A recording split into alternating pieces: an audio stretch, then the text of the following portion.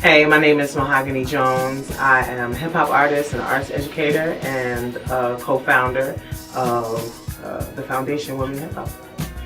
Hi, I'm Stacey Hale, known as DJ Stacey Hotwaxx Hale. I'm a DJ around Motor City and the World Emperor. I'm also the coordinator for the Uplifting the Women's Voices in Hip Hop for the AMC that's coming up in June 2016. You want to go first?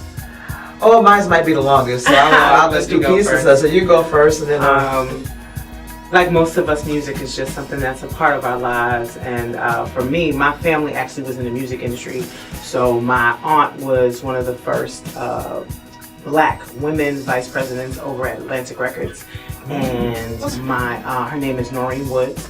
And so she was with Ahmet Erdogan and just kind of started things up. And so I've just been entrenched around music in the industry, and but never thought that I would do hip hop or be a musician of any sort until I was about like 2021 and really fell in love with hip hop, and in particular underground hip hop.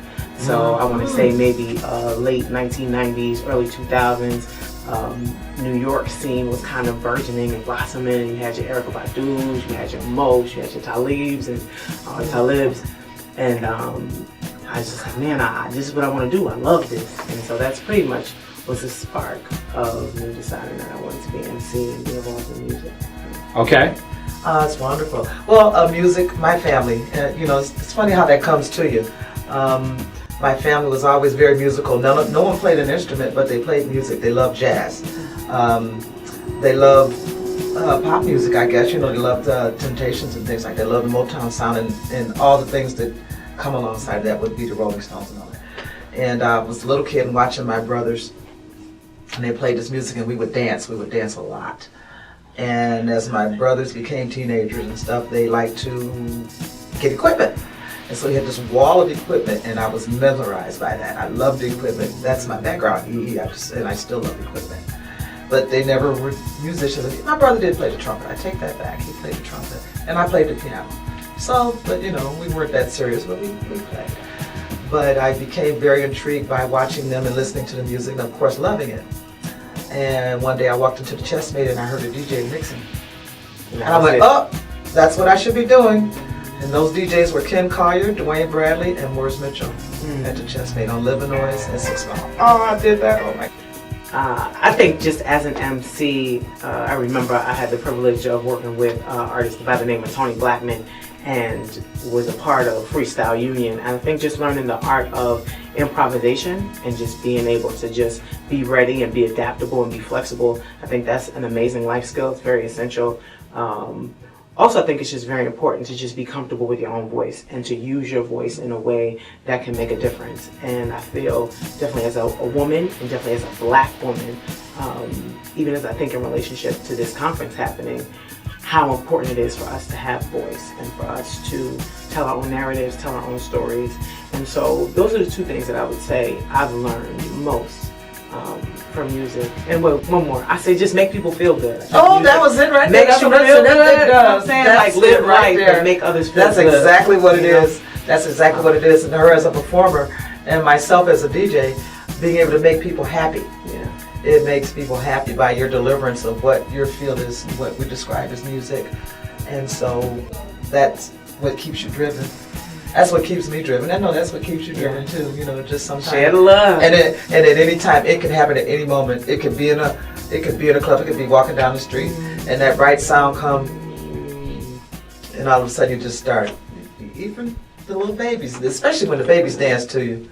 That's it. That's the ultimate right there. You look up, and they're bouncing in their diaper. Be like, okay, because they ain't gonna do it unless they feel it. That's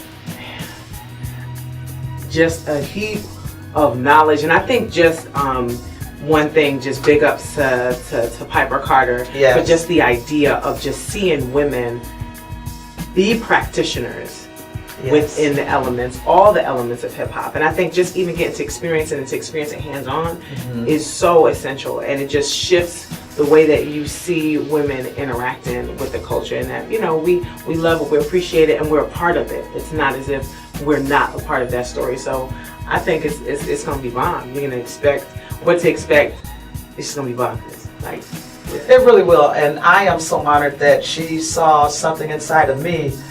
I saw it inside of me too, but I hadn't woke it up, and so she woke it up is what it was, and I come from funk. Everybody knows I'm a house head, I love house, and that's it.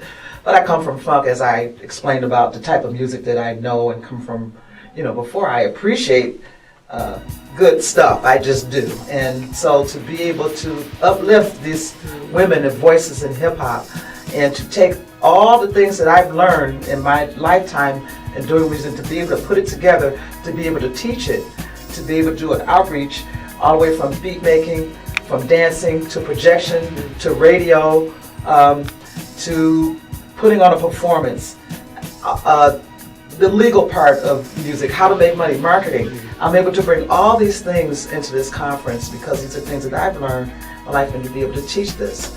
And I think that's what's going to be really exciting about the conference too. I feel like the arts part is important, but I feel like the business part and the academia part are very important. Just the fact that one of the major elements of hip hop is the knowledge, and so to have a Ruth Nicole Brown come as a hip hop academician and share, and to be able to have B-girls come and to rock out, and to be able to have the panel discussions that we're going to have, and of course, not to mention the concert on the 17th is going down. I'm really excited to have Rhapsody. It's going to be I'm really excited to have Mahogany. She's like, oh yeah, we've been dancing all year. Ready? Yes. Very ready. So it's going to be live.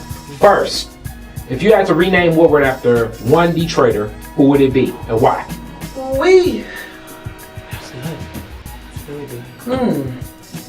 Name it after a Detroiter, huh? Okay. I'm going to say Coleman Young. Coleman Young? And you don't have to agree in consensus. You can have different. No, it's not about even agreeing. I was just trying to think of who made the biggest impact overall. It's a good question, man. That's hard. Who do you think? What do you think we have? I like that she flipped it back. Yeah, come on. Who do you think? Can we have like a top five? Because that is interesting. Like, what makes Detroit? And I don't know if it's just like one individual. So that's right. But it needs to be someone that had an impact that affected everyone. To me, or at least the majority. At least the majority, because All right, so I gave mine. I'm gonna put that out there. And I asked him for his, because I don't know. Every names that cross my mind, I'm like, Then I go, nope, they don't earn it. Nope, they don't earn it. Let's see. So give me help. It's so many different answers that I've heard. So. All right, the guy I just ran into that'll be one of my next features. I think Black Man, or Coon Juice Man as they call him. Oh yeah, would be a great Coon Juice because he's definitely misunderstood. He's touched the world, and quintessentially, he's definitely on the list of Detroiters you should meet before leaving Detroit. If I ever could say that. Is it too cliche to say Dilla? Dilla Boulevard? I thought about Dilla Boulevard. I thought about that, but I thought Moody Man. That's who I thought, Moody Man. I think overall, his reputation throughout the world, here in the city. I don't know nobody that don't love him, and to be able to do 3 skate parties, like having thousands of people. I mean, his effect is just not just Detroit. It's worldwide, and his soul is right.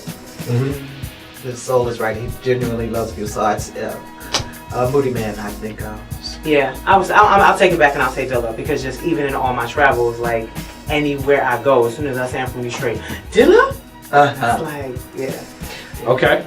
Well, that's what we go with. Thank you so much. Thank you. Thank you.